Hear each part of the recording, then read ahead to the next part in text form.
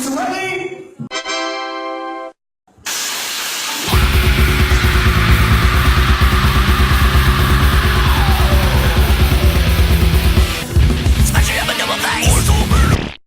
Hello and welcome to the only vlog that actually hurts the thing it's intended to promote. Hey Josh, the video series where I tell my guitarist Josh my thoughts, in the hopes that he will assist me in ripping off vlog brothers in an ever so nihilistic way. And since I'm doing several things right now that I very much don't believe in, YouTube, videos of people talking, opinions of non-experts, flagrant self-promotion, I felt it was only appropriate that I talk about something we all universally hate: marketing. Marketing gets a bad rap for a lot of reasons, especially from artists. Personally, as an artist that has driven myself to the brink of suicide multiple times to put out gut-wrenching and heartbreaking art, I feel that my work should stand on its own. I shouldn't have to sell myself because my product is, well, not myself. After all, if I was my art, I would just stand in front of a camera on YouTube and, wank away in a manner that further generations would use as an example of what happens when mushrooms.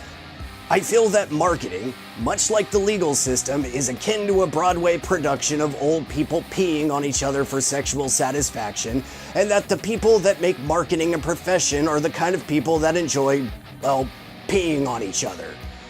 I also feel that the kind of dim-witted twats that are succeeding in today's artistic realm are people that aren't just naturally good at marketing, but people that are actually bad at art. Or as real artists would call it, mainstream. This is an irritating facet of our society, which seems to go hand in hand with the Dunning-Kruger effect. All of this seems to coalesce into one irrefutable fact which every single damn one of us will have to accept at some point in our careers.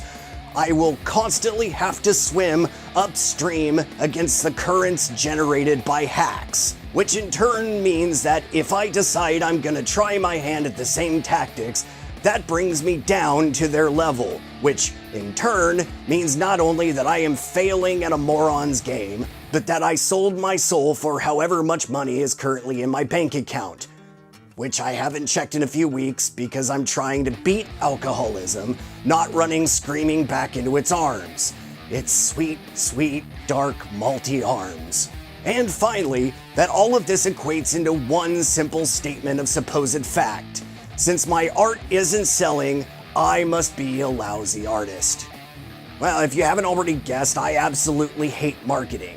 But here's the thing that I've learned while studying marketing and hating every single step of the journey. Well, firstly, that I don't hate every single step, just most of them. There are some things that I legitimately like, for instance, I get to take a break from my computer screen and go to metal shows every night. And I get to write it off as work because I happen to have business cards on me.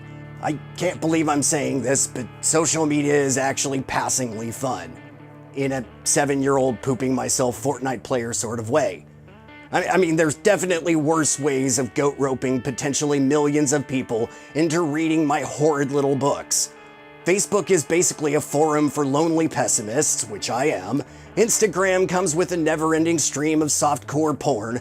Twitter is basically a shitty video game, but with really uninteresting and underdeveloped characters, and all you have to do to win at any of them is make Harry Potter or cat references for 3 hours. Seriously, that's it. Expecto Patronums. And you know what? I legitimately do care about my product. I'm a badass writer. I have spent over a decade building the groundwork for my books, and I absolutely stand by my craft, so you better believe I like talking about it. Sometimes the best marketing you can do is in a bar, late at night, making sidelong glances at the 3 other people that are too drunk to drive, but too poor to call a taxi. But enough about myself. Mostly though, the experience of marketing kinda blows. It takes precious hours that I could be spending crying while listening to Michael Bolton, rewatching Twilight like 50 times, trying to figure out how to make Frito pie when I can't even afford mustard, or Facebook stalking my ex to see if she's still living on an island with a genetically superior lawyer in his 50-foot yacht. Spoiler alert, yes she is. And with all of this time getting chucked down the proverbial shit can, it gets incredibly frustrating logging into YouTube only to see some rich moron getting paid to do nothing but believe in himself. Or to turn on the radio and hear some slack-jawed assjack singing some insipid, nonsensical drivel so basic it makes me want to start a tailpipe. You know, sometimes I want to give up. But you know what? I gotta remind myself of the war I'm helping fight every time I log onto Twitter to retweet something that #Beyonce said. Unlike basically every musician on the radio, or every celebrity on TV, or everyone on the internet, I actually am an artist. And whether I've posted enough shirtless gym selfies to be considered an intelligent woman, I'm still not giving up. Because people deserve to know what real art looks and sounds like. Or smells like, if that's your thing. People deserve my art. People deserve yours too. That's right, people deserve your art.